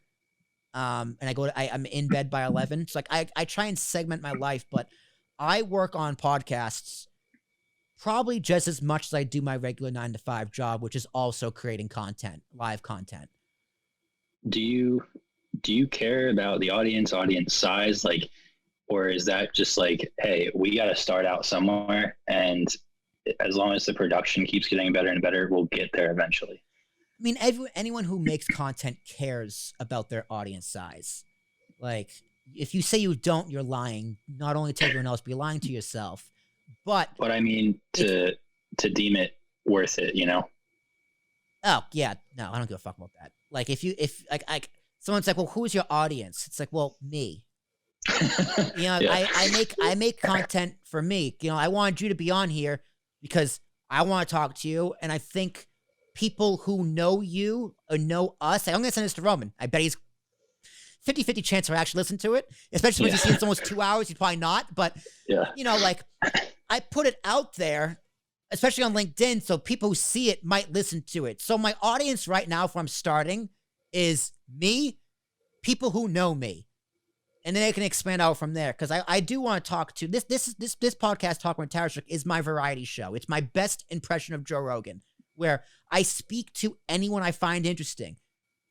Whether it's people in my life, friends, family, we just talk and fuck around. I didn't write any notes for this. Yeah. We're just talking. But some people like I mentioned Mark Hirschberg earlier. I had a whole bunch of notes for him. Life coaches, I had a bunch of notes for them. That firefighter and military man I talked to, I had notes for him. And when I find more guests at networking events, I'm going to have notes for them. But in terms of building an audience, I care, but I don't care. Because it's not my job in the most basic of sense. Because I don't understand social media. Like, if my posts seem a little wonky to you, like across social media, it's like, why is he posting this? Because I don't know what I'm doing. I'm just doing it. Yeah. But I have someone on my team that does marketing, and once we're ready, we'll do a marketing push behind the shit I make. But the audience, it's not my main focus. My main focus is the content and making it good and making it better. That's my main focus. I think if you're creating content, you can't focus so much on the audience. You got to focus more on the content. Yeah. I know. I've heard some people say, like, oh, if you have a phone, you can create whatever content you want. And then other people are like, well, you know, to really produce something of worth or value, like it's gotta be like your full-time thing. You can't just half-ass a podcast. So that to me seems kind of conflicting, where like, okay, you have a phone, you can create content, but like, you can't half-ass a good podcast. Like, which one is it? You know, there's a lot of, the answer is both. The answer is both. Like, you can have a podcast on your phone. You can record on your phone. You can upload through your phone. You can do everything through your phone. You can do that. Will people listen to it? It's got to be really fucking good if you're going to do it through your phone. Let me tell you that. Yeah. Like, out of all the podcasts listened to, none of them are done on their phone. Yeah. You can do it. Should you do it? I'd be like, no, probably not, because the audio quality is probably going to sound like ass. Mhm. But should you start with this setup I have? I'm on 2 computers right now. I have a laptop over here recording audio and my desktop doing video. Should you do that starting off? No, absolutely not. If you're going to start out, you probably should do it on your phone, because COVID had a big spring of podcasts, and most of them quit after 6 weeks because they don't realize how much work it is, because it is a lot of work. They do it for seven years like I've been doing it. You got to be dedicated just to do it. What keeps me doing it? I have no idea. To be honest, I have no idea why I keep doing it. Yeah. I just like talking on the microphone. I like this is how I express myself, and I feel I'm putting my best self forward when I'm doing podcasts. I feel most close to who I really am when I do a podcast. So in that sense, I don't care who listens or who doesn't listen, because I'm happy with who I am doing it. It really seems like an avenue where if you have any sort of personality, it has the potential to take off. Yeah. Like, I know the podcast I listen to, I don't listen to it because it's necessarily, in my mind, well produced. It's just people talking, maybe not even about things I'm always interested in, but I enjoy listening to them talk about whatever it is. I'll watch your podcast because it's you talking, or you have a really interesting guest on. Like, so, I understand why people think they can do it. But yeah, I guess if the average Joe's goal is to, like, hey, get sponsored and, like, have a Spotify podcast, like, and you can't really half-ass that. No, that's that. And you got to understand, it takes a long time. Podcasting is a great networking tool. It is a great sales tool. It is a great tool for a business. It is a great source of additional income for a business, but that business needs to have a budget and a goal and a design behind it. If they don't have that kind of marketing push, they're going to be just like everybody else, because the podcasting is the essence of free market. It's very hard to rig a podcast game because there is no legacy. CNN, Fox, MSNBC, that's legacy media. They're going to be around forever, whether you like it or not. But at the same time, CNN Plus and Fox Nation are going to fail epically. They are on a different algorithm for YouTube because they're authoritative sources, whatever the fuck that means. But without that algorithm push and them being propped up, they're just like everyone else. So it really is a free market of ideas and who's gonna win. And I don't know what's gonna take off. I don't know, because you never know what's gonna trend until it trends. Yeah. So it's like, what should I talk about? It's just like, talk about anything. You can talk about literally anything.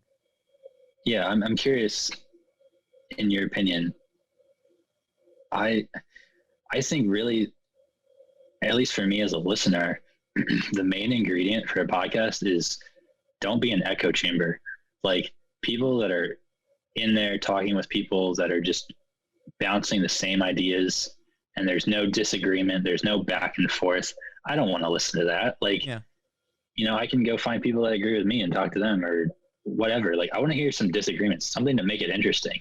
And that's why, like, the main idea I've had personally is one of my friends, we disagree on pretty much everything. I'm like, we should do a podcast because, you get to hear both sides of literally every topic in the world. Yeah. And that's when you have content that is just two people sitting there nodding heads, it gets really old really quick. So some people ask me, what should I talk about? Or, when should I start a podcast? And you just gave the answer. Whenever you're walking through life and you go, this should be a podcast. There you go. There's your podcast. Now go do it. Someone's just like, I'm a lawyer, right? Why should I have a podcast? Or I'm a chef. Why should I have a podcast? Or I'm a financial advisor. why should I have a podcast? And the answer is different for all of them.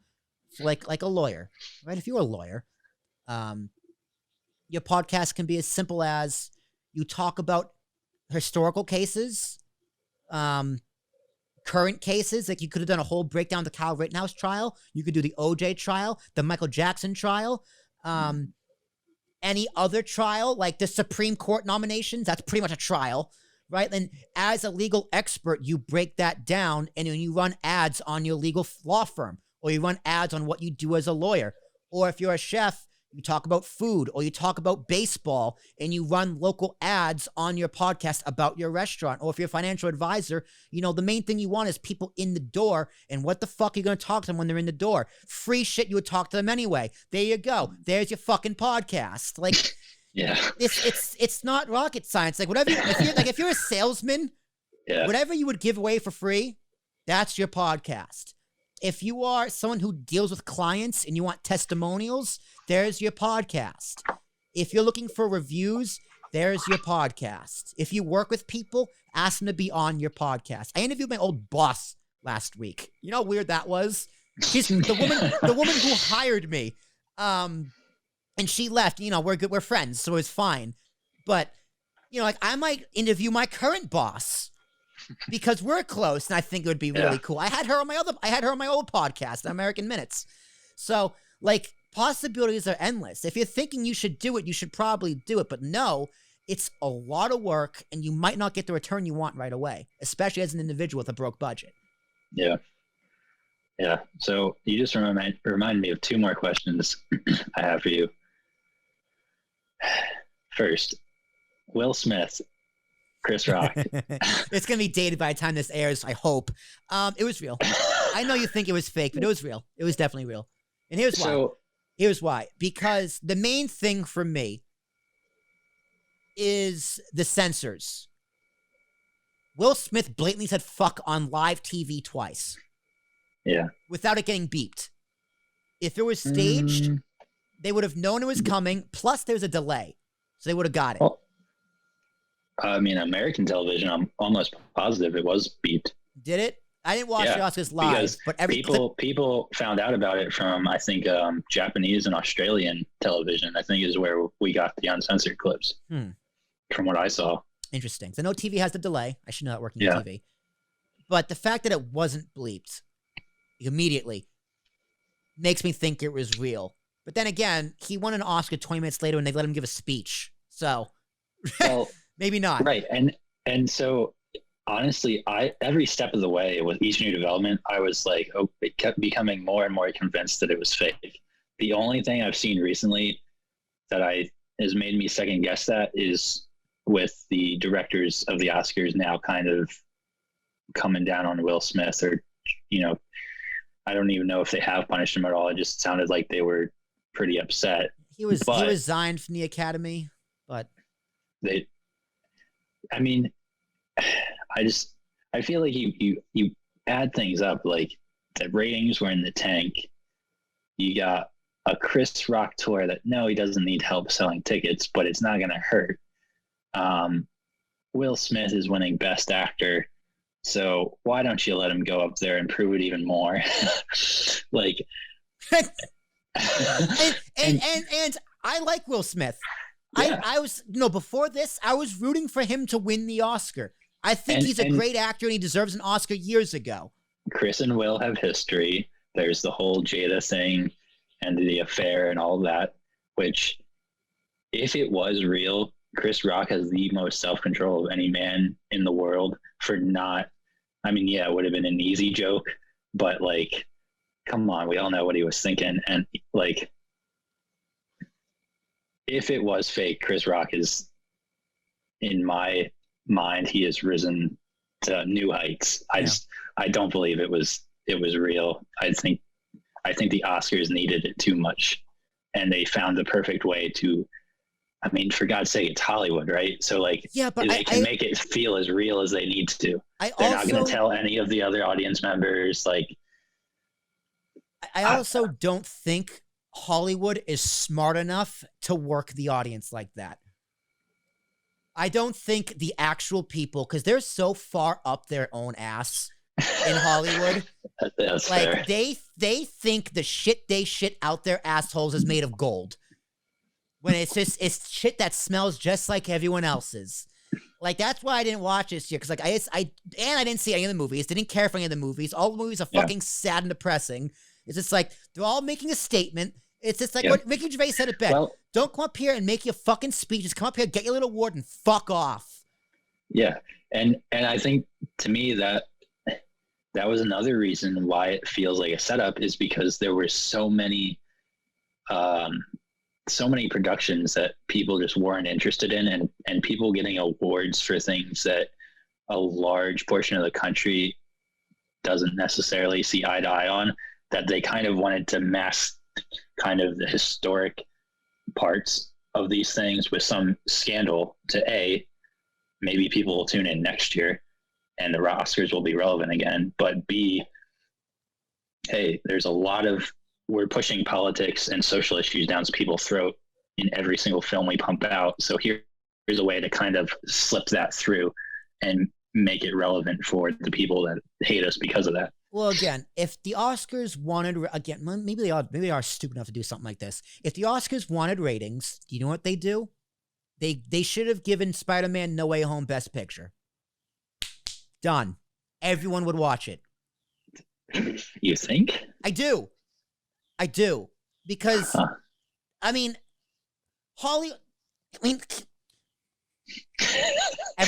everything is political. I'm sorry. Everything is political.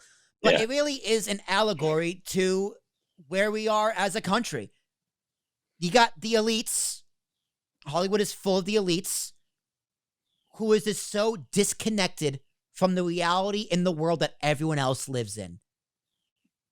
So they're nominating these movies because their art, their soul, they say something, but also no one gives a fuck about them other than people in their circles.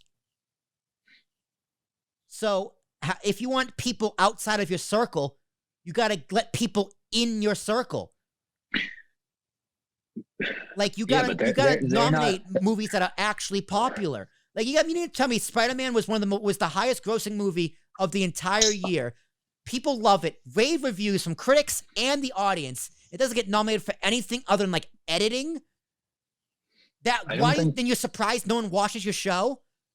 They're disconnected. They are, but they're not interested in letting people into their circle. They're interested on pushing people into their circle. Yeah, then don't complain about ratings then. Again, get your head out of your own ass then. That's never gonna happen. Exactly, that's what I mean. And it's just like, all right, then fuck you and fuck your club. Yeah. That's fair. Like, I don't want to be in your club. That's another thing. Like, I think about this a lot as a business owner. Like, say, because like the goal of APS is to go public, right? And when you go public, you become super wealthy. And me being a podcaster, I'm gonna be a person. If I'm successful, I'm gonna be a person of interest, which means I'm gonna be exposed to those circles I want nothing to do with. Yeah. And a fear of mine is, how is money going to change me? It's easy for me to say now that it's not going to, but that's also because I have no money. In comparison, I have money, but in comparison, absolutely. I mean, like it's easy to say, I would run a company and have higher wages. I would run a company and let them unionize. I would have a company and be fair, pay time off until you have that company and you don't do any of those things. So, which is why Joe Rogan is so important, because he makes everyone that wants to believe them about themselves believe that it can happen, because he just goes out there and says whatever the fuck he wants and makes all the money. He's a two-man team. It's him and Jamie. That's it. Yeah. And then security team for his studio. That's it. I mean, he didn't need Spotify to begin with. No. And so if Spotify is like, dude, you're out, he'll be like, cool, see you later. Like, and it's awesome. Yeah, he's like, you're in breach of contract. I'm gonna get paid, and then go make more money on my own. Talk about capitalism, man. Like he's the shining star of that. Yeah. Do you pay attention to golf at all? No, not at all. No, I don't either. But Tiger Woods, man, playing the Masters this week. Is he back? Yeah, dude. He shot one under today. That's the thing. I don't pay attention to golf at all, but as soon as you throw Tiger Woods in there, I'm like, I watched the full 18 holes today for the first time in my life because Tiger Woods was playing. And I wish other sports had an athlete like him, because golf owes their entire existence to Tiger Woods. Oh yeah, duh. Yeah, no kidding, no shit. Like if baseball had a Tiger Woods, we wouldn't be sitting here talking about, oh, like, we need changes. Like, well, we did. It was Babe Ruth. Yeah, and But the problem was that was in 1912. 1903. Yeah, like, you know what I mean? Like, that was the origin of baseball, and then he died young. So yeah, we did. Basketball had Jordan, even though that was in the 90s, and basketball was around for like 40 years. We got golf has Tiger. Football had Joe Montana, Tom Brady, and a few others. But yeah, generational talent. But Tiger Woods, I will say Tiger Woods stands above all of those athletes. Absolutely. He's done more for his sport than any other athlete in the world. The only one I can think of that comes close is Michael Phelps, and still nobody gives a shit about swimming. Like, yeah. You know what? I'd even make the argument for Hulk Hogan, but wrestling isn't a real sport. Well, actually, that brings up another question. I thought you were like big in the wrestling podcast do you still have that? That's okay. What I've been doing. I've been doing it for 7 years. King's Wings podcast. Okay. We're approaching episode 300 in a month or two. Dang, nice work. So that was my baby. That's what got me into podcasts, because I entered sophomore year thinking, okay, I'm in a radio station, but I need something more. I love podcasts. Like every Saturday I listen to TWFS. Like I had my slew of podcasts listened to at Hofstra. Like I'd be playing video games and listening to podcasts. I still do that to this day. In fact, I'm gonna do it when we get off this phone call. I started thinking, okay, I need a podcast. And then I was home for winter break or Thanksgiving break, one or the other. And I was at my buddy Phil's house, in the basement watching hockey. And my other friend Christian was there, and we started just talking about wrestling. He's just like, Will, do you want to start a wrestling podcast? I just look him in the eye. Are you serious? So he's like, yeah, let's do it. From there, we got the name Kings of the Rings. We came up with the idea for the logo. I got it made. And then within 2 or 3 months, we launched. I mean, you've been how successful have you been? Because from my perspective, it seems like that's been fairly successful. Depends how you define success. I consider it successful because when I've done it for this long, I've made two or three of my best friends through doing it. I have met fans who listen to my show, which is the weirdest thing ever. We went to WrestleMania in New Orleans, and this chick from Florida was just also there. So she messaged Ricky on Twitter. We met up at 3 partied with her on Bourbon Street. That was really cool. Mr. Fretz, who is the guest on this podcast, which released this week, fan from Canada, he found us. He listened to us when he was on the treadmill losing weight. So that was really cool. We interact with him all the time. We have a very small community of fans, but they're dedicated, and I do it for them. Yeah. So in terms of success, we don't have thousands of downloads. We don't have sponsors. We're not financially, quote unquote, successful. But that goes back to my original point. Like, I don't care. Well, I mean, I'm not familiar with that world really at all. Are there like top tier wrestling podcasts that are really well known? And people make money. But a lot of them are former wrestlers. Like a lot of them are celebrities in wrestling, which is where the money comes from. But there are some out there, like the Matt Men podcast, who I got to reach out to him. I'm trying to get him on this podcast because he's an inspiration for me. I started listening to him in 2016, give or take. And he's been podcasting for about 10 years with the same guy, and watching him grow and his show become a success and how much money they're making now. And, I feel like I know him. I've also met him personally at wrestling shows. So he's a really awesome guy. His name's Andrew Zarian. And, they're just two dudes who are fans who made a podcast and became successful and now are making money. So it is possible. But a lot of wrestling podcasts are just fans out there, and they just don't, they're just fans talking shit. Mm-hmm. That's most of them. That's most podcasts. Most podcasts is people talking shit, not making a dime. Yeah. if you're doing that for podcasting, unless you are a celebrity and you're a business who can put money behind it, if you're starting a podcast to make money, it's going to take a while because they have been podcasting for 8 or 9 years before they started making a dime.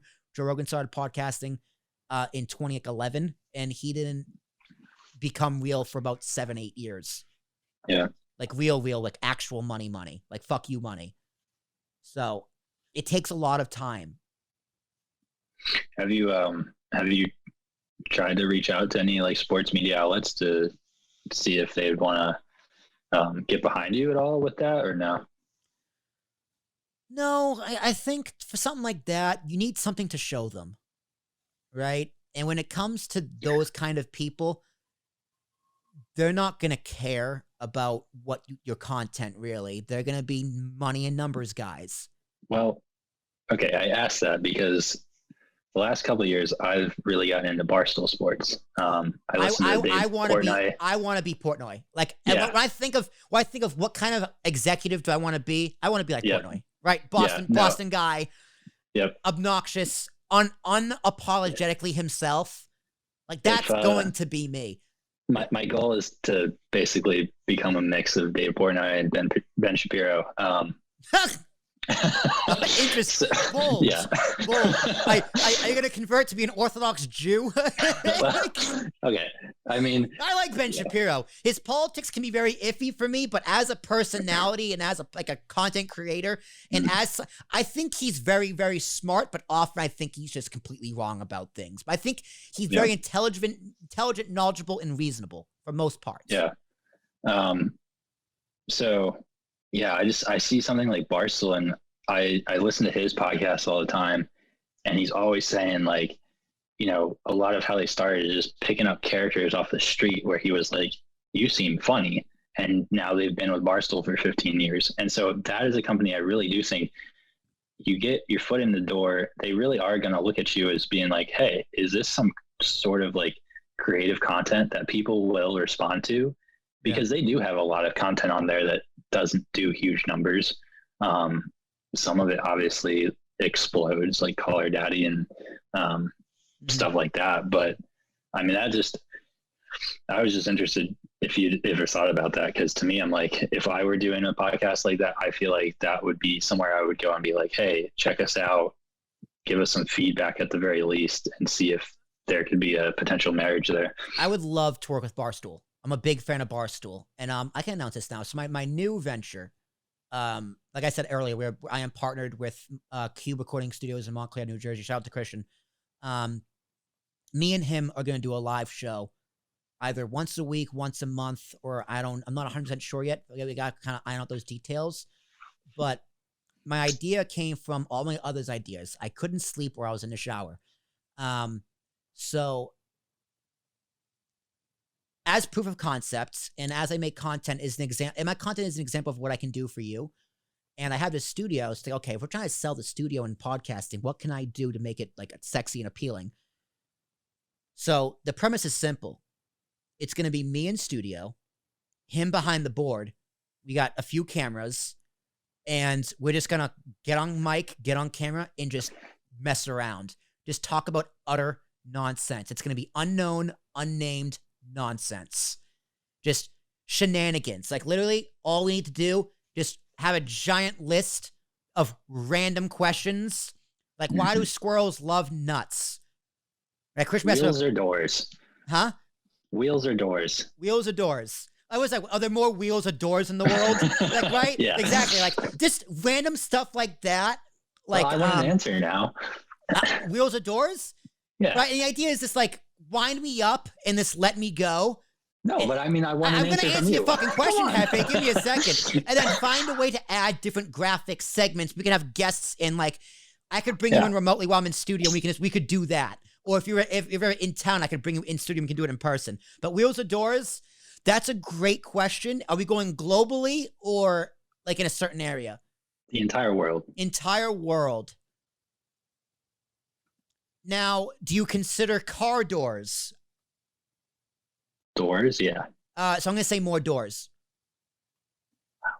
Because if you're going to have 4 tires on a door, or 4 tires on a car, you automatically have 2 or 4 doors. I like that. I've been arguing doors, I think, ever since I heard the question, and everybody gets pissed off at me because they're like, no, it's wheels. And here's how I break it down in my mind. Your gut reaction is, oh, it's got to be wheels. So that's like your initial, where your mind goes, wheels. And you think about it. And if you think about it long enough, you are like, no, there's doors. Come on. And then I think if you really, really, really think about it a long, long time, which only an idiot would, because it's a useless, stupid question. It's a great then question. Then you probably come out with wheels again. I mean, you gotta set the premise, right? Because you think like, bikes, those are 2 wheels. You got garage doors. If you got a Hot Wheel, they got four tires, but also 4 doors. You know what I mean? Like there's how many skyscrapers are there with a billion doors in a whole city? And you gotta think globally. Cars aren't as big in other countries, but bikes might be. But also, then what do you define as a wheel? Because like us, like wheel. So if say you have a mill, right? Like the giant wheel that spins. Yep. Is that a wheel? Or like gears? Can those be wheels? Exactly. Like for all the doors in buildings that have doorknobs, there's probably a bunch of little wheels inside there, right? Like there could be little wheels in there. So it's a very fuck you for this question, by the way. That's an easy show to do. That's super relatable. And the premise is just there is no premise. This is just 2 guys or a guest. Right, Seinfeld. just exactly. It's a show about nothing. It's just unknown, unnamed nonsense. I have no idea what I'm going to say, no idea what I'm going to ask. And like, we have a live chat where people can ask questions. As long as it's not too obsidious, we'll ask them. Mm-hmm. So eventually we don't have to come up with questions anymore. Like it's a very easy, basic, simple idea. And it's just like, could this take off? It's like, yeah, well, this relates to literally everybody. Who's our target audience? Probably college kids and young adults. Male 18 to 40. 2022 and Seinfeld is still relevant to media. Of course. It's amazing. Like, it's just like, what kind of random obscure, like the more crazy the question, the better. Yeah. All right. Anything else, Jefe? 2 hours now. No, I'll let you go, man. I wanted to get those questions in about podcasts and wrestling and all that. So. I appreciate it. Ladies and gentlemen, that has been my good friend, Jeffrey, a.k.a. El Jefe. Day. Thanks for loving. Jeff, anything you want to plug, share about yourself, where people can find you, anything like that? The floor is yours. Not at this point, but maybe I'll come back in a couple months and have something to plug. Yeah, I'm so used to talking to people who have content or shit to sell. So that's the first for me. But I got shit to sell. You better fucking believe it. My name is Will Tarashuk, T Thomas, Arashuk. This has been the Talking with Tarashuk podcast. If you liked what you've heard here and you want to see more, hear more, subscribe to us on YouTube for all the video content.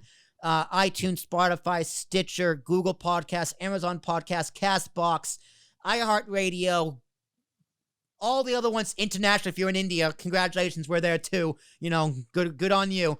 But the most important place is ambiguouspodcastsolutions.com for all my other podcasts. The Ambiguous Podcast Solution, which will be back eventually once I can find more podcasts to talk to, which I find the time. I'm a very busy man. My other podcast, King's Rings podcast, with all of Wrestling Activity. If you're a wrestling fan, that podcast is the podcast for you. If you have a podcast, want to be a guest on any of my shows, if you are anyone out there wants to be a guest on a Talking with Tarashuk show podcast, we can speak for 2 hours, 3 hours, 4 hours. If you have the time, you got shit to talk about, we can do it. The only catch is you gotta make me go, ooh. If you make me go, ooh, that's interesting. Congratulations, you're on the show. Jefe sent me a whole list of talking points. I went, nope. Ooh, that's interesting. And guess what? We talked about it. It really is that simple. Reach out to me at will@apspodcast.com. That's APSPODCAST.com. Jefe, I like saying .com like that. It's kind of a gimmick. It's a lot of fun. Man, you got a lot of win there, buddy. No shit. But I'll be back next week talking with, I don't know. I don't have a guest lined Somebody up. less important than me. I don't know, man.